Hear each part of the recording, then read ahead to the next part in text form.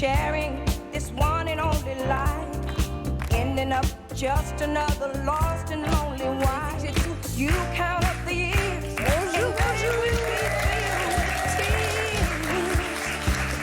bonjour tout le monde.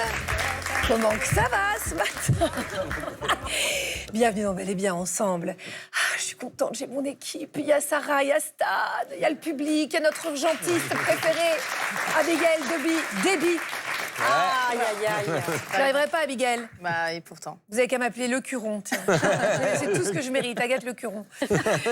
Regardez ce chiffre. Près de 10 millions de Français ont un mauvais taux de cholestérol. Si le phénomène augmente avec l'âge, il touche de plus en plus de jeunes. Et ça, c'est à cause de nos modes de vie, évidemment. Pourtant, seulement un tiers des Français se fait dépister. Donc, comment savoir où on en est pour prévenir les risques cardiovasculaires? Surtout, comment différencier le bon et le mauvais gras pour continuer à se faire plaisir sans boucher ses artères? Les réponses du diététicien nutritionniste qui nous a inspiré cette émission.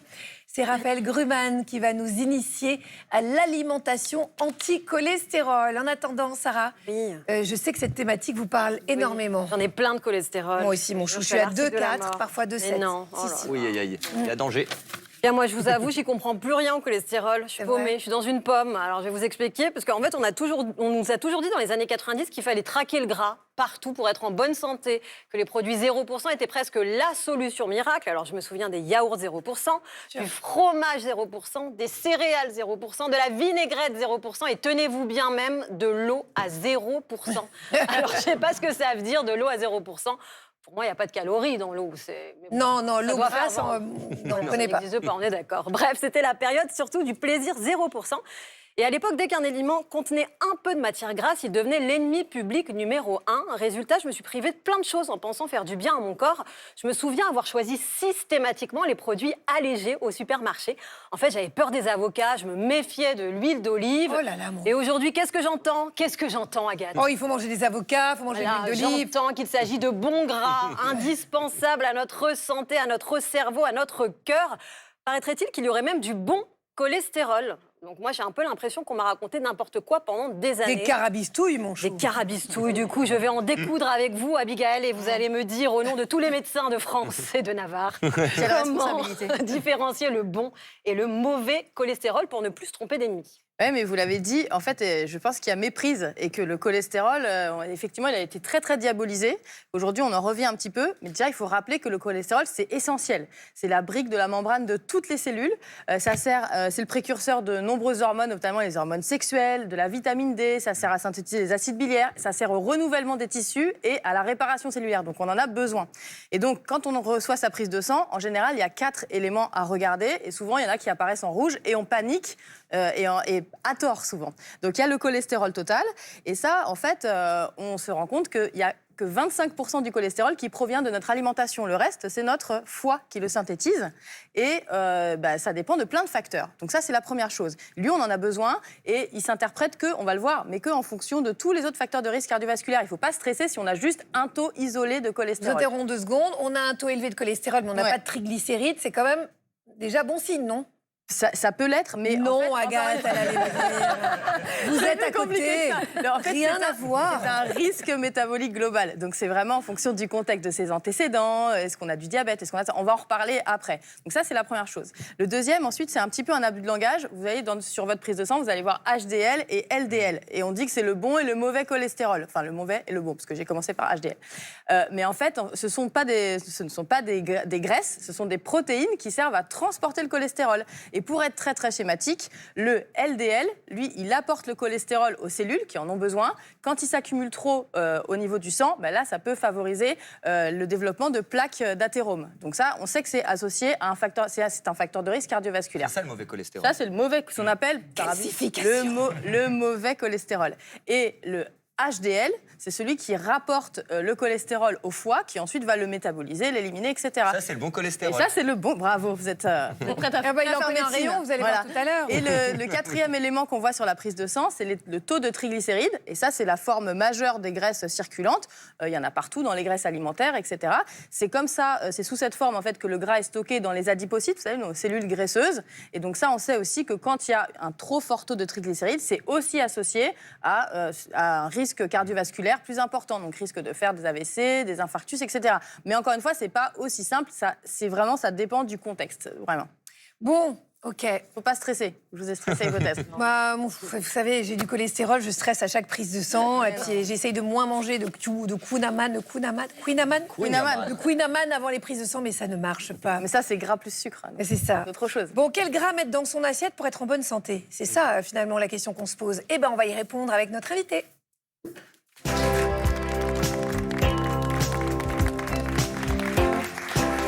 Raphaël Gruman, vous nous donnez des bonnes nouvelles, hein? Ouais, on va essayer. Bah, tant pis, vous nous mentez, hein, mais là, vous êtes diététicien nutritionniste. Vous avez préfacé ce livre « Je m'initie à l'alimentation anti-cholestérol ». C'est aux éditions Le Duc. Le monde est quand même injuste, Raphaël, parce qu'il y a deux personnes qui mangent exactement la même chose et qui ont pourtant parfois des bilans totalement différents. Alors, on l'a dit, l'alimentation, ça explique à 30% notre taux de cholestérol, mais quand même, les 70% restants, c'est d'autres facteurs. On va les passer en revue. Premier facteur, l'âge. Eh oui, pas de chance, mais en vieillissant, malheureusement, on a tendance à produire un petit peu plus de cholestérol et surtout du mauvais cholestérol. C'est le LDL qu'on a tendance à augmenter au fil What a du temps. surprise! Exactement, donc ça veut dire qu'il faut être un petit peu plus vigilant quand on prend de l'âge et essayer d'améliorer au fur et à mesure son alimentation. Ça veut dire qu'il faut faire une prise de sang, quoi qu'il se passe, à quel âge, pour quand même vérifier Alors, ça? si on n'a pas de problème de santé, en général, on commence à faire des prises de sang à partir de 40 ans pour vérifier qu'il n'y a pas de difficulté. Et ensuite, on continue. Donc, s'il n'y a pas de problème, on repousse à 2-3 ans et puis on continue. Et quand il y a un problème, là, on s'essaye de faire un petit peu plus régulièrement, peut-être une fois tous les 6 mois, une fois tous les ans, pour vérifier que le taux ne monte pas. Stan a fêté ses 40 ans il n'y a pas longtemps et ça fait quelques mois que je lui dis attention et puis vous verrez le résultat tout à l'heure. C'est pas Jojo. Nouveau facteur aggravant, le surpoids. Et oui, le surpoids, on le sait, favorise la concentration de mauvais cholestérol, parce qu'en fait, on l'a dit tout à l'heure, le corps produit lui-même le cholestérol, à raison des 3/4 du cholestérol sanguin, c'est produit par le corps. Donc plus on va être en surpoids, plus le corps va produire ce mauvais cholestérol. Et on sait aussi qu'en faisant attention, en perdant du poids, en perdant seulement 5% de sa masse corporelle, on réduit son taux de cholestérol de 10%. Donc il y a vraiment une indication à perdre du poids quand on a un taux de cholestérol trop élevé. Cela dit, on peut être mince et avoir du cholestérol. Oui, il y a aussi une part de génétique, bien sûr. Il y a aussi une part d'alimentation, quand même un quart qui joue sur le cholestérol. Et il y a aussi d'autres facteurs. L'hygiène de vie en général a une incidence énorme sur le taux de cholestérol. Mais par exemple, quand c'est génétique, question pour une copine, on peut rien faire alors. Moi, par exemple, je suis mince, je fais très très attention quand même à ce que je mange, vu que je suis hypochondriaque. J'ai quand même entre 2,4 et 2,7. Oui, c'est élevé. Alors là, dans ce cas-là, on essaie de corriger les autres facteurs de risque. On a d'autres facteurs de risque, par exemple la consommation, le fait de fumer augmente le risque cardiovasculaire. Fini ça, c'est mes jeunes Bonne années. chose. Consommation d'alcool. Autre booster de cholestérol, c'est la sédentarité. C'est vraiment quand on fait pas d'exercice, quand on n'a pas d'activité. Oui, exactement. Le fait d'être sédentaire favorise la production de mauvais cholestérol. Et le fait, par contre, de faire du sport améliore son bilan cardiovasculaire, puisque non seulement on va réduire sa production de cholestérol, on va également mieux contrôler son poids. Quand on fait du sport, on gère mieux son poids. Et dernière chose, c'est que ça apporte de la souplesse aussi aux artères. Et on a besoin de souplesse dans les artères pour éviter le risque cardiovasculaire. Abigail, je voudrais parler avec vous d'un autre facteur aggravant. Ce sont les hormones qui sont donc aussi, qui ont une part de responsabilité dans notre taux de cholestérol. Et là, ce sont les femmes qui trinquent, enfin en tout cas après la ménopause, non ? Oui, tout à fait. Et c'est un message très important qu'à la ménopause, en fait, le risque cardiovasculaire des femmes rejoint celui des hommes. Et pour plusieurs raisons. Effectivement, à la ménopause, en fait, vous savez, comme on a des récepteurs aux œstrogènes partout dans le corps, les œstrogènes régulent de très nombreuses fonctions. Et notamment au niveau du foie, la baisse des œstrogènes va faire que le foie aura tendance à moins être capable d'éliminer le cholestérol. Par ailleurs, on va produire un peu plus de cortisol et ça favorise le stockage des graisses, notamment cette fameuse graisse graisse viscérale, la graisse qui est autour des organes, abdominale, et qui, elle, est métaboliquement active et favorise l'inflammation chronique, l'insulinorésistance, pas mal d'autres facteurs qui, eux aussi, vont avoir un effet sur le taux de cholestérol. Et puis, comme en plus, on peut avoir tendance aussi à avoir d'autres symptômes, vous savez que la ménopause, c'est près de 80 symptômes. Parfois, en fait, déjà, notre métabolisme va ralentir, donc on aura tendance à stocker plus. Et parfois aussi, du fait d'autres symptômes, la fatigue chronique, des douleurs articulaires, musculaires, osseuses, on peut aussi ralentir un peu son activité physique. Tout ça mis bout à bout, ça fait que notre risque cardiovasculaire augmente. Et effectivement, notre taux de cholestérol peut augmenter aussi un petit peu à ce moment-là. Alors Stan, qui a fouillé dans notre passé, va nous révéler un autre facteur de risque bien de chez nous. C'est notre hygiène de vie à la française. Ah oui. Et la bouillabaisse, mon chou. Bah oui, Agathe, parce que quand on parle cholestérol, tout de suite, on pense quoi? On pense souvent beurre, charcuterie, viennoiserie. Pourtant, au XXe siècle, on a oublié que les ennemis de nos artères se trouvaient pas seulement dans notre assiette, mais ils venaient aussi de notre mode de vie. Et plus précisément, des cendriers et de nos verres à ballon. Remontons quelques décennies en arrière. À l'époque de nos grands-parents, qu'est-ce qu'on faisait? On fumait partout, dans les bureaux, dans les trains, même dans les hôpitaux. Sur les plateaux télé, les animateurs recevaient leurs invités une clope au bec.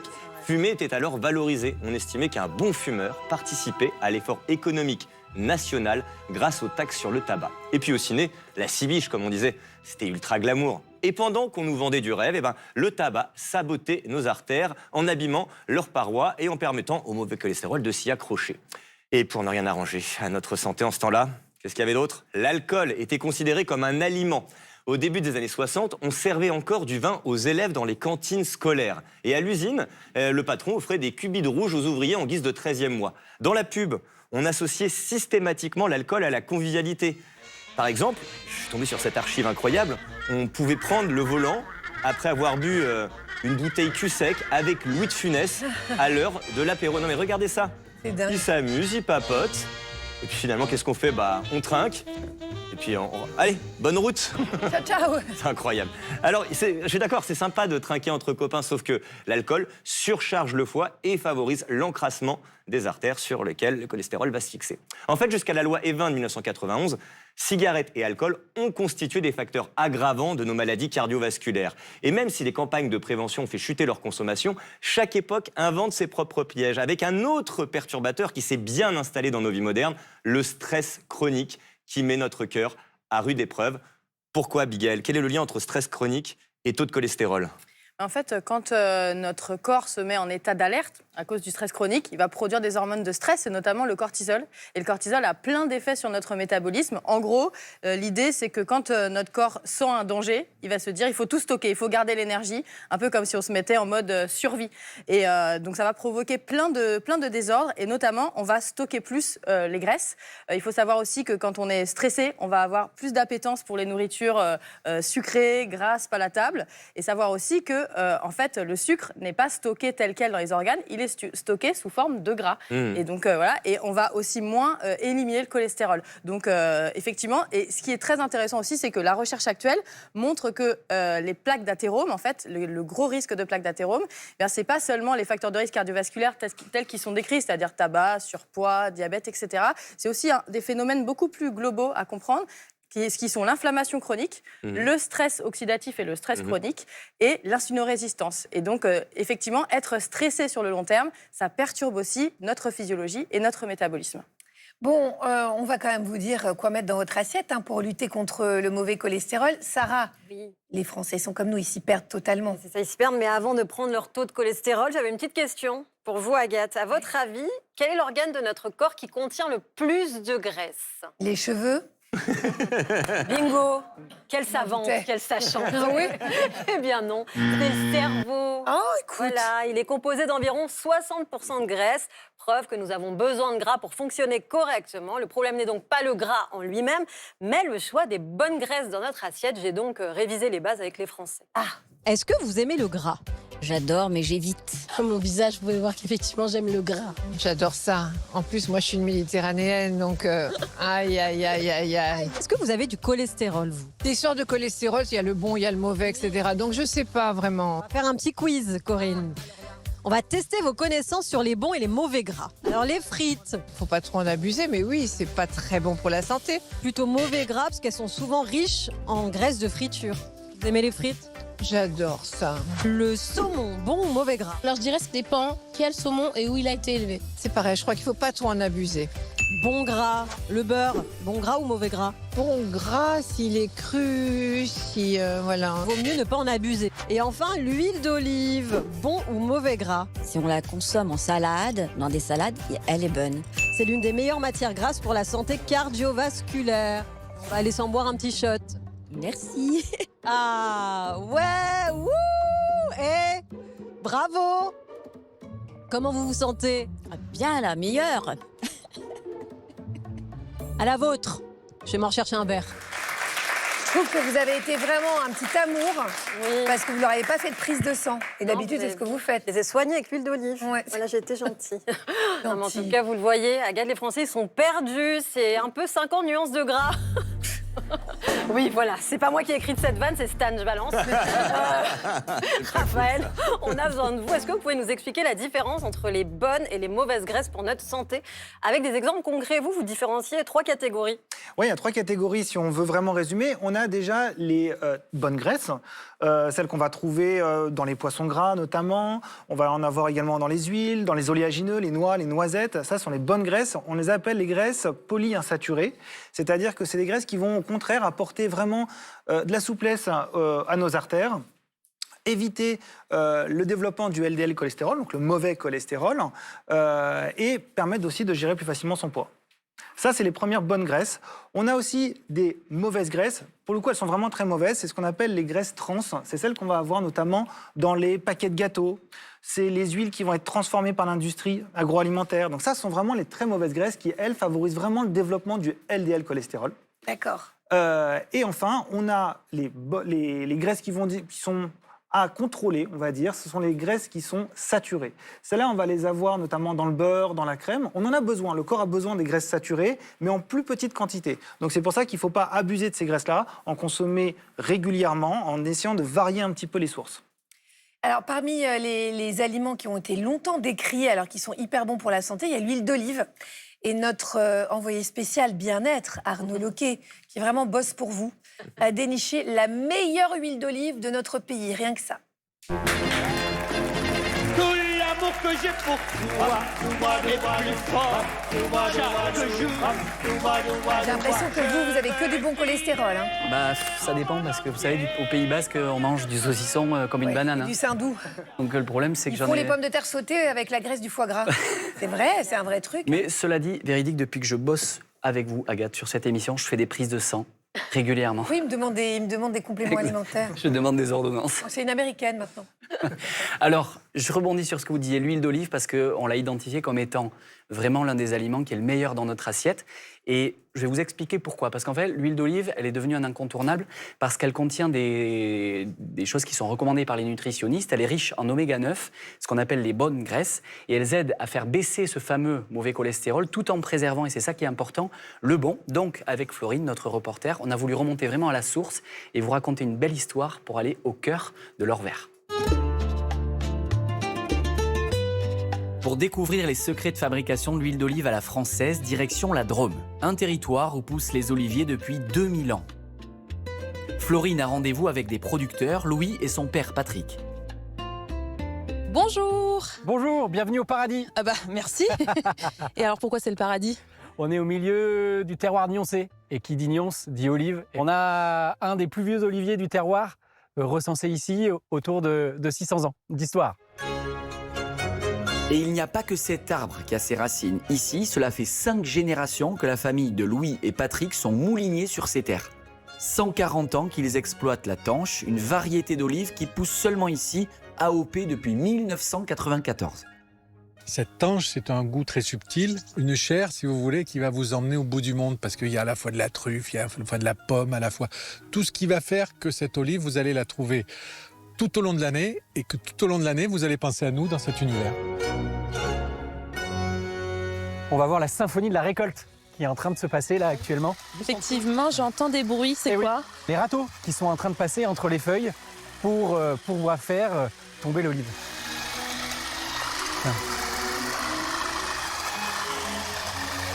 Alors si je comprends bien, L'olive, si elle tombe toute seule, c'est pas bon signe. Exactement, parce qu'elle peut présenter des problèmes justement d'attaque de mouches, de champignons, etc. À partir du moment où on a une olive saine et qu'on respecte les dates de récolte, on a une olive qui est parfaite. Et comment vous savez que c'est le bon moment? Alors c'est une histoire visuelle. Nous, ce qu'on recherche, c'est vraiment une olive qui va être bleue, toute fripée. Et là, on sait qu'on est vraiment sur la qualité optimum recherchée. Donc en fait, la couleur n'est due qu'à une bonne maturité. Une olive verte qui mûrit devient bleue comme celle-ci. Alors là, on arrive sur la dernière étape. Oui, alors on va retourner nous faire un tri au domaine. Donc les plus petites comme celle-ci vont aller à huile. Et là, si on voit bien la différence avec les plus grosses qui vont être destinées à la confiserie à l'olive de bouche de Nyons. Et après la récolte, place à la confection de l'huile d'olive. La première étape, c'est qu'on va laver cette olive pour enlever tout ce qui est cailloux, feuilles, etc. Derrière, ça va monter sur un tapis et on va broyer l'olive avec le noyau. Pourquoi c'est important? Parce qu'à l'intérieur du noyau, il y a ce qu'on appelle des polyphénols, riches en oméga et bons pour la conservation de l'huile d'olive. On va obtenir une pâte. Cette pâte, elle va être malaxée. Et après, on va extraire l'huile. D'un côté vont partir les noyaux et la peau, et de l'autre, on va obtenir l'huile. Donc là, on est sur la fin du processus? Exactement, c'est là où la magie opère. C'est-à-dire que, on voit notre magnifique huile d'olive qui est en train de couler. Et donc, quand on fait de l'huile d'olive, il n'y a pas d'adjuvant, pas de solvant? Rien du tout, uniquement de l'olive. Allez, on va déguster. Direction le bar à huile. Santé. À la vôtre. Là, il y a un petit côté fruité, j'allais dire, presque sucré, non? Exactement, pas ou peu d'ardence. L'ardence, c'est quand ça va venir nous gratter derrière la gorge, voilà, sur l'huile d'olive. La typicité de Nyons, c'est que ça va être une huile d'olive très douce. On va dire cœur d'artichaut noisette, utilisation en cuisine. Plutôt à froid ou en fin de cuisson, ça va être délicieux sur un poisson blanc, sur une Saint-Jacques. Je l'imagine déjà. Vraiment délicieux, ou sur une salade. Bon alors, c'est quoi les atouts de l'huile d'olive? C'est bon pour l'intérieur et c'est bon pour le corps parce que c'est à la fois de la cosmétique, c'est vieux comme le monde. Déjà, Cléopâtre faisait ses bains à l'huile d'olive et ça apporte des oligo-éléments, des oméga 3, des oméga 6, des oméga 9 et puis c'est surtout très bon, quoi. Si un produit n'est pas bon, un produit alimentaire, même si ça vous fait du bien, vous n'allez pas en consommer beaucoup. Alors que l'huile d'olive, vous allez commencer, vous n'allez jamais vous arrêter. Alors vous tenez votre bonne santé d'où, vous? De l'huile d'olive.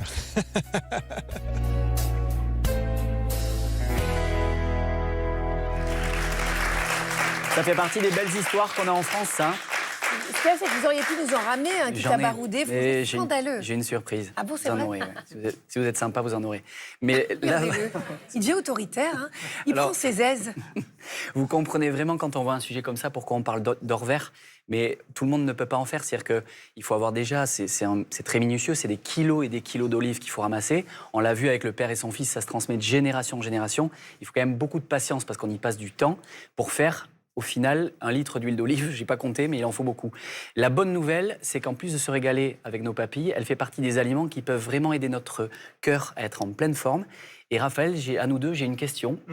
Est-ce que, j'aimerais bien avoir votre avis, parce qu'il y a une règle dont on parle beaucoup, est-ce qu'on peut affirmer que les matières grasses d'origine végétale, comme l'huile d'olive, elles sont meilleures pour la santé que les matières grasses d'origine animale, comme le beurre? Donc en gros, si on synthétise pour les gens, c'est-à-dire que le houmous, on peut s'en taper à volonté.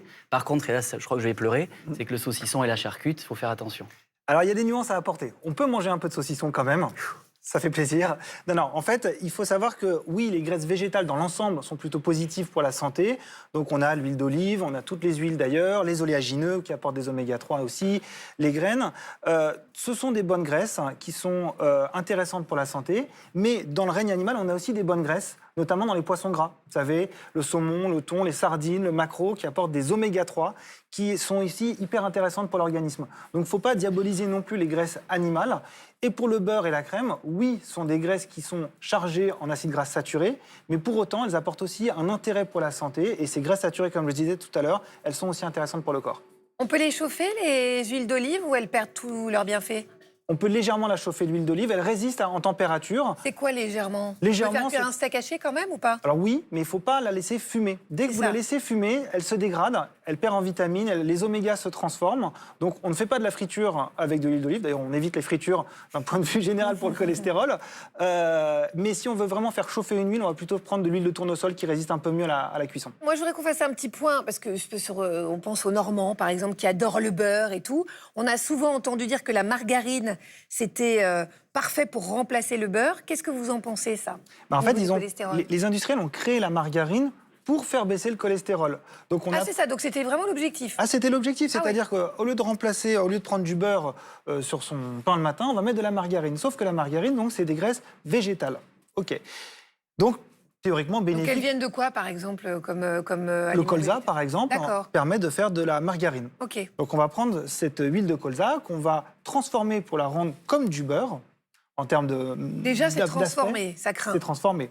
Ensuite, vous allez l'hydrogéner. C'est-à-dire Oula, ouais, que l'hydrogéner, c'est une technique qui va permettre de conserver les huiles végétales. Pourquoi? Parce que l'huile végétale, elle a tendance à rancir.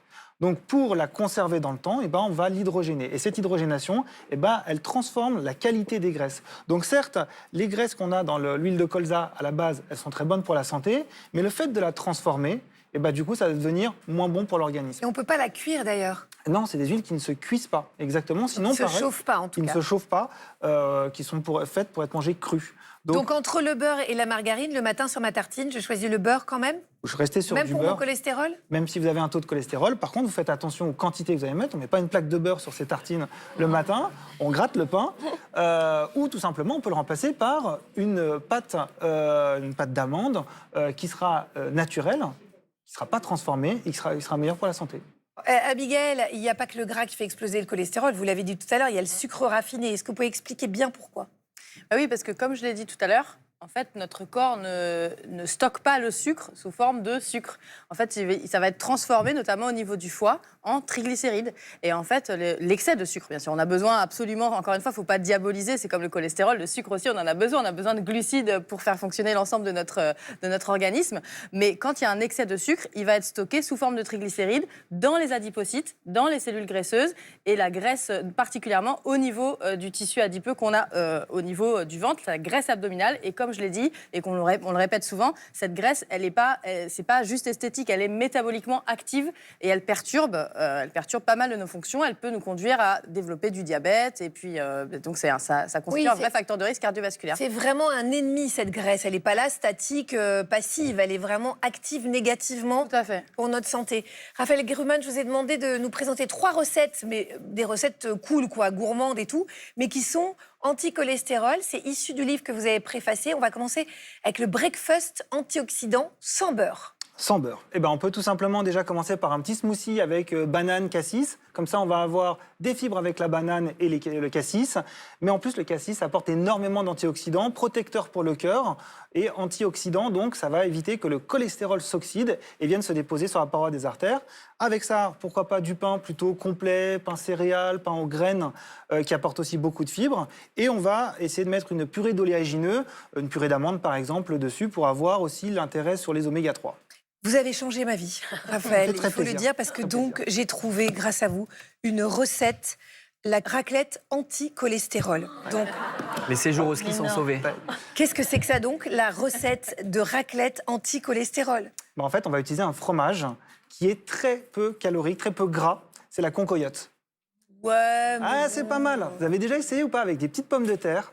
Vous mettez la concoyote fondue dessus. Franchement, ça marche super bien. Et à la place de la charcuterie, on va essayer de prendre soit du jambon blanc ou de la viande des grisons qui est beaucoup moins riche en graisse. Viande des grisons, on a le droit? Ouais, très bonne la viande des grisons. Pour le dessert, recette hyper originale, c'est la crème chocolat avocat. Alors moi, je pensais que le chocolat et l'avocat, d'ailleurs, c'était pas super pour le cholestérol. Alors si, parce qu'en fait, l'avocat, donc ça contient des graisses, mais des bonnes graisses. Donc ça va permettre de remplacer le beurre qu'on utilise traditionnellement dans les gâteaux au chocolat par une graisse végétale qui contient ces oméga 3. Et donc on a, avec cette recette-là, du cacao. Donc on essaie de le prendre suffisamment chocolaté, aussi le cacao, pour qu'il ne soit pas trop sucré. Et on va associer ça avec de la purée d'avocat pour avoir un bon gâteau bien gourmand. Bon, on va passer en revue les autres mythes alimentaires sur le cholestérol, mais cette fois avec Arnaud, qui a enquêté pour nous, bien sûr. Toujours.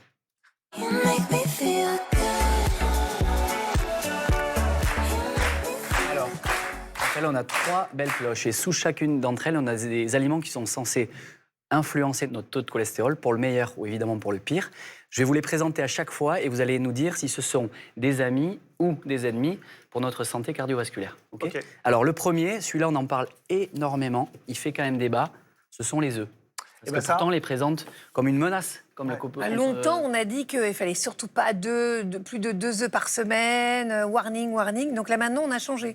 Tout ça, c'est des mythes qu'on a instaurés depuis des années et des années. Oui, les œufs, ça contient du cholestérol, c'est vrai, mais ils sont hyper intéressants pour la santé. Pourquoi ? Parce qu'ils contiennent des protéines qui va donner un apport satiétogène important au corps.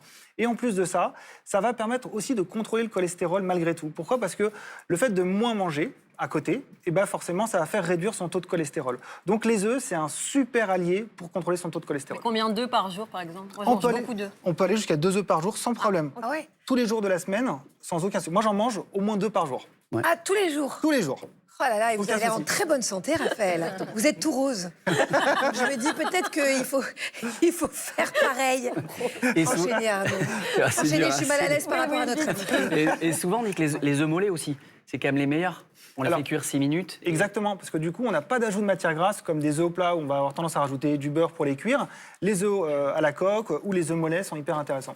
Et il y a de la choline dedans, ou je me trompe ? Ouais. Et j'avais l'impression que c'était un truc super bon pour la santé, ça. Exactement, on va avoir des acides aminés hyper intéressants. Il faut savoir que l'œuf, c'est la protéine la plus complète qu'on puisse trouver dans l'alimentation. D'accord. Donc, si vous voulez faire le plein de protéines, il faut consommer des œufs. Moi, pour prendre de la masse, je fais vachement d'œufs. Oui, mais dans les cookies. Le problème, c'est qu'ils les mangent dans les cookies et dans les gâteaux. Allez, je m'autoflagelle. Deuxième aliment. Ça, vous en avez parlé tout à l'heure, Sarah. On parle beaucoup de 0%, c'est les sauces et autres aliments 0% qui sont censés faire chuter notre taux de cholestérol.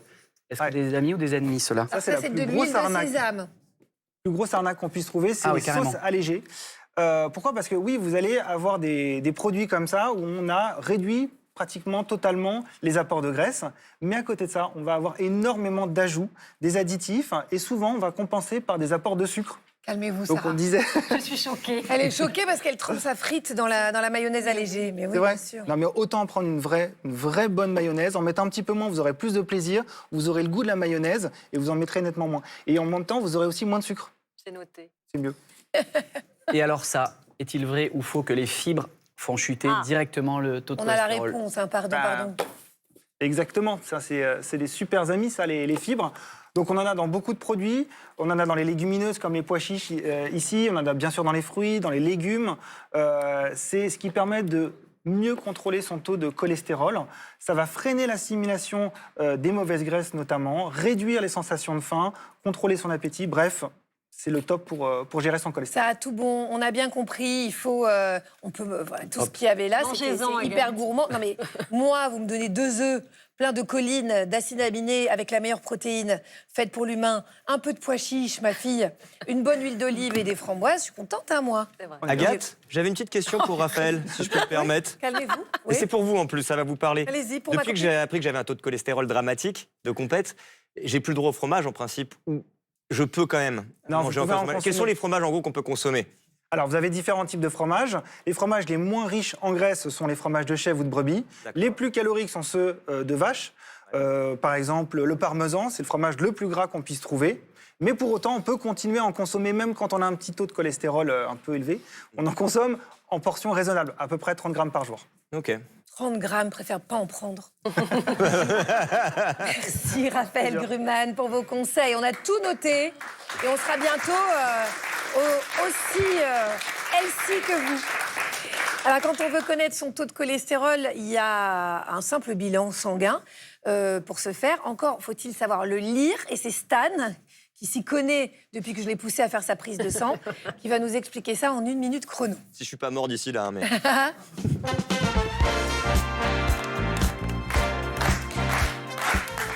Ah oui, pour l'occasion, Agathe, je vais donc vous présenter mon bilan sanguin. Mon dernier bilan sanguin. Vous allez constater que j'en ai plus pour très longtemps. Adieu monde cruel. Première alerte, mon chiffre total de cholestérol, il est de 3,03 grammes par litre. C'est élevé, mais ce chiffre peut être trompeur car il mélange le bon et le mauvais cholestérol. Il est encore possible, je rêve, que j'ai du bon cholestérol et que tout aille bien finalement. D'ailleurs, vérifions ce taux de HDL, ce bon cholestérol qui permet d'évacuer les graisses. S'il est élevé, c'est que je me porte pas trop mal. Verdict, 0,49. C'est pas nul, mais c'est pas génial. CQFD, ça sent vraiment pas bon pour moi. D'ailleurs, on va se focaliser sur le vrai chiffre, le seul qui compte quand on lit ces analyses sanguines. Le LDL, ce mauvais cholestérol qui se dépose sur les parois. Sur mon bilan, mon taux est de 2,31 grammes par litre. En une phrase, c'est là. Eh oui, en fait, en dessous de 1,3, c'est rassurant. À partir d'1,6, on commence à surveiller. Au-delà de 1,9, le risque cardiovasculaire augmente. Et lorsqu'on dépasse les 2,2, on entre dans une zone rouge où il faut sérieusement se poser des questions sur son mode de vie, surtout quand on a seulement 40 ans.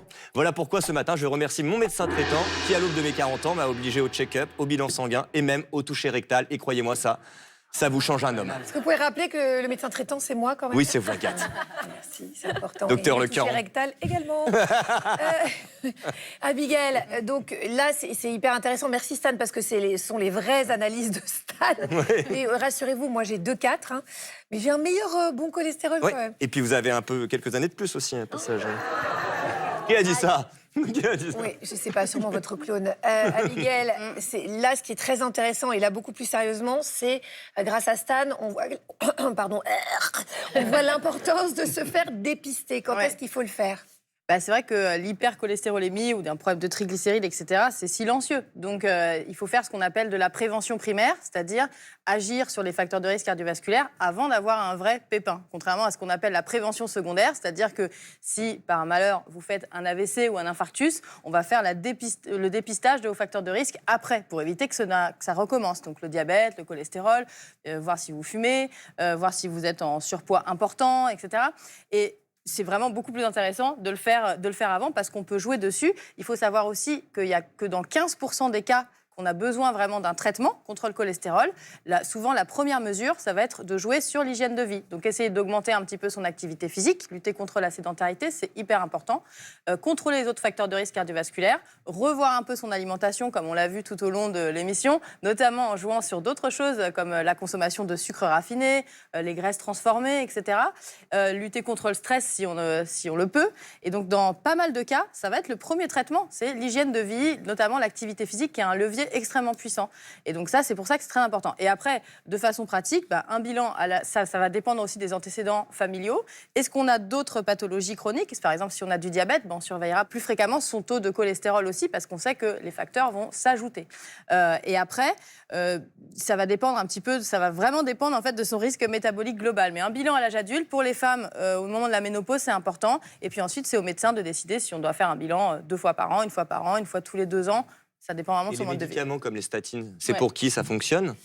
Ça fonctionne très bien, mais comme tout médicament, ça comporte des risques. Donc encore une fois, c'est utile que dans 15% des cas à peu près, mais comme tout médicament, encore une fois, si on a déjà fait un événement cardiovasculaire comme un infarctus ou un AVC, si on a beaucoup de facteurs de risque, et puis aussi dans certaines formes familiales où malgré tout le reste, on n'arrivera pas à contrôler son taux de cholestérol ou son taux de triglycérides. Il y a des formes d'hypercholestérolémie familiale aussi, donc ça va être important. Et les statines, il y a des effets secondaires. En général, c'est un traitement qui est bien toléré. Probablement qu'il a été un peu surprescrit, parce qu'avant de le prescrire, ce serait bien quand même de jouer sur tout le reste. Mais vous le savez aujourd'hui, c'est pas facile pour les médecins traitants de faire une prise en charge globale, holistique, etc. Voilà. Mais en tout cas, dans 5 à 10% des cas, ça peut donner des douleurs musculaires. Et dans des cas plus rares, ça peut aussi perturber un petit peu le fonctionnement du foie, donner des anomalies au niveau du foie sur la prise de sang. Et puis, dans de très rares cas aussi, ça peut donner ce qu'on appelle une rhabdomyolyse, donc une destruction des cellules musculaires. C'est sympa, ça fait... oui, mais moi, je suis obligée de dire... Moi, je fournis une information comme ça. On va vous quitter sur... non, pas un bien-être, mais un mal-être. Mais non, mais il faut dire les termes. Moi, j'ai eu un médecin qui m'a dit dit, à 50 ans, il faut vraiment faire un bilan cardiovasculaire. Idéalement, il faut faire quand même un coroscanner. Femmes et hommes, est-ce que vous conseillez ça? Est-ce qu'on peut conseiller ça? Est-ce qu'on peut inviter nos téléspectatrices, nos téléspectateurs à en parler à leur médecin traitant quand même pour voir bien sûr, son score calcique, pour voir si en fonction c'est vrai que du le coroscanner, ça rend de grands services puisque c'est un examen qui n'est pas très invasif. Avant, pour regarder les artères coronaires, c'est-à-dire la perfusion des artères du cœur, il fallait faire ce qu'on appelle une coronarographie et ça, c'est pas rien quand même. On vous injecte un produit, etc. Alors que là, le coroscanner, c'est quand même assez simple et ça donne quand même de très bons résultats. C'est un examen qui est quand même plus facile d'accès, moins invasif. Et effectivement, encore une fois, la prévention, c'est toujours mieux. Il y a énormément de maladies qui sont complètement évitables si on les prend, si on les dépiste assez tôt et la plupart ne donnent pas de symptômes, notamment l'hypercholestérolémie. Je voulais savoir, au bout de combien de temps, quand on change de mode de vie, on voit les résultats? Et en fait, il faut faire des prises de sang à quel intervalle, une fois qu'on a changé son hygiène de vie, pour voir si ça va mieux? Pour le cholestérol, en général, on commence par refaire une prise de sang au bout de 3 mois. On essaie de faire des changements. Vraiment, les 2 leviers principaux, ça va être l'activité physique et l'alimentation, dans un premier temps. Et après, on va surveiller tous les 3 mois, tous les 6 mois, c'est un petit peu au cas par cas. Mais les premiers résultats, on peut les voir déjà au bout de 3 mois. Et si j'arrête de fumer, ça va être encore mieux? Tout sera mieux, bien sûr. Mais je ne vais pas vous dire le contraire, ce serait... Et quelle chance d'ailleurs d'avoir ce levier-là, parce qu'il y a certaines personnes comme moi qui ne fument pas et qui n'ont aucun levier sur ce cholestérol. Si je ne mange pas de Queen Amman ce week-end, ni de raclette, est-ce que j'ai une chance que...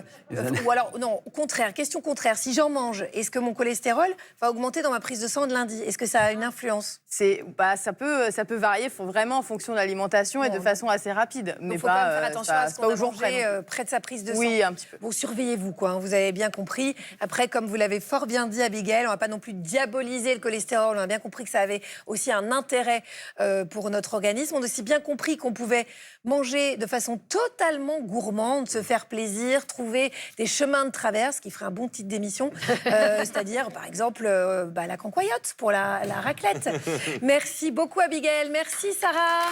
Merci, Stan. Merci, Arnaud. Merci au public. Toujours réactif, ça fait plaisir. On se retrouve demain, bien sûr, pour la grand-messe avec le grand Ali Rebéi. D'ici là, prenez soin de vous. Bonne journée sur France 2.